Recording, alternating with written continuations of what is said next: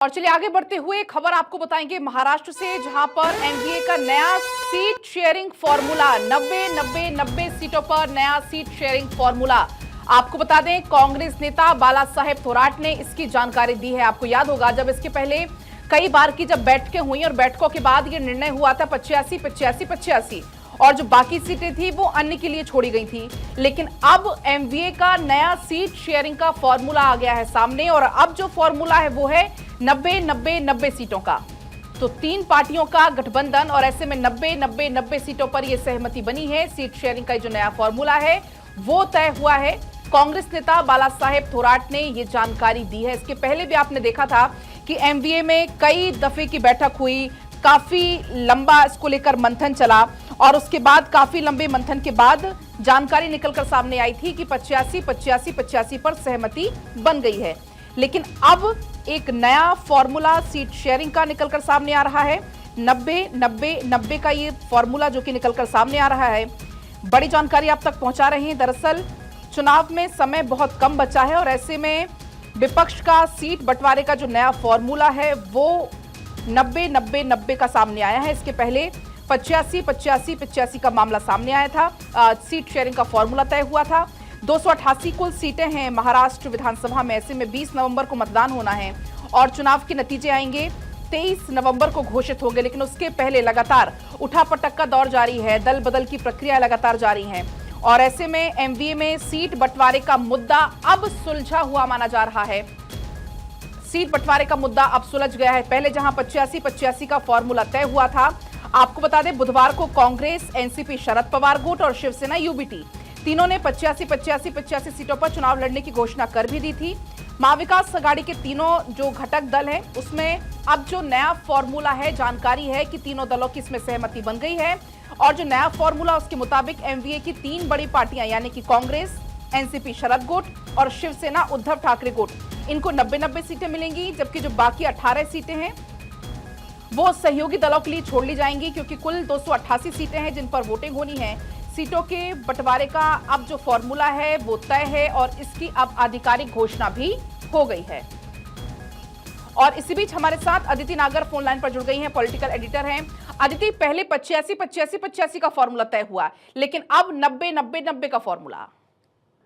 इन तमाम जो 90-90-90 का जो फॉर्मूला तय हुआ उसमें एक बात यह है कि कल जिस तरीके से सपा मुखर होकर नाराजगी जता रही थी, क्या हुआ उसका, क्योंकि जब 90-90-90 का फॉर्मूला तय हुआ इसका मतलब कि 270 सीटों पर एनसीपी, कांग्रेस और उद्धव वाली शिवसेना है, यानी कि टोटल मिलाएं तो 270 सीटें होती हैं।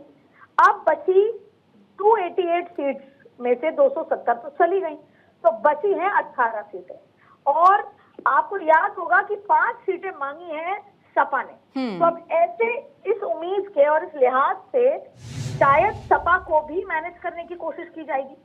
सवाल ये उठता है कि जिन सीटों पर सपा अपने उम्मीदवार उतारना चाहती है, क्या एनसीपी, कांग्रेस और शिवसेना उद्धव वाली वो तैयार है कि नहीं है, क्योंकि जब 270 सीटों पर फॉर्मूला तय फाइनल हो गया, अनाउंस हो गया, तो अब बची 18 सीटों का क्या होगा।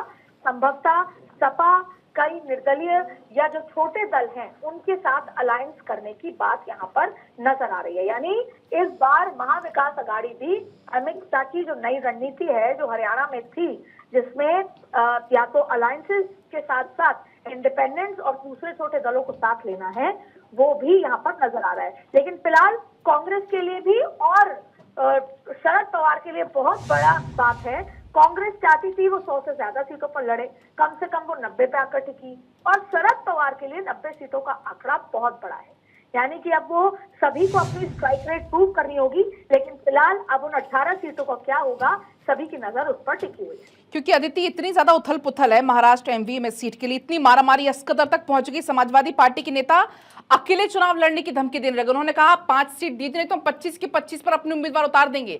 तो अब किस तरीके से समीकरण को यहाँ पर मैनेज किया जाएगा ताकि कोई रूठे भी ना और बीच का रास्ता भी निकल जाए? बिल्कुल, ताकि कोई रूठे भी ना, बीच का रास्ता भी निकल जाए, क्योंकि उद्धव ठाकरे भी कहीं ना कहीं कई मुद्दों पर नाराज थे। उसके अलावा देखिए, अगर कोई संतुष्ट लग रहा था तो वो शरद पवार लग रहे थे। शरद पवार की पूरी रणनीति तैयार है, उनकी पूरी नजर एनसीपी की घड़ी पर है कि इस बार घड़ी का चिन्ह उनको लेना है। अब ऐसे में सवाल यही उठता है कि ये जो 18 सीटों पर सपा को बैलेंस किया जाएगा और कांग्रेस की क्या तैयारी, क्योंकि आप देखिए कांग्रेस की दूसरी सूची भी आई है निकलकर। ऐसे में अब ज्यादा समय बचा नहीं है, 29 तारीख को नॉमिनेशन आखिरी फाइल करना है और अब धीरे धीरे सभी अपनी सूची, अपने नाम, अपने प्रत्याशियों की घोषणा करते नजर आ रहे हैं। क्योंकि हमने देखा है महाराष्ट्र की राजनीति में अदिति अक्सर दल बदल की प्रक्रिया बड़ी ही तेजी के साथ चलती है, लेकिन इस बार तो विधानसभा चुनाव के पहले ही ये प्रक्रिया बहुत तेज हो गई है। देखिए, जाहिर तौर पे महाराष्ट्र तो कोई आसान स्टेट नहीं है। महाराष्ट्र में बहुत बड़ा अलायंस भी है। महाराष्ट्र की राजनीति में जो पिछले 5 सालों हुआ उसकी तस्वीर तकदीर से बदलना चाहते हैं। महाराष्ट्र का चुनाव वर्चस्व का चुनाव है, सबके अस्तित्व का चुनाव है, तो जाहिर तौर पे तैयारी तो होगी। और खास तौर पे अगर अकेली पार्टी को अपने प्रत्याशी उतारने होते हैं तो कई बार, जैसे हरियाणा में कांग्रेस ने नॉमिनेशन वाले दिन भी सुबह प्रत्याशियों के नामों की घोषणा की थी।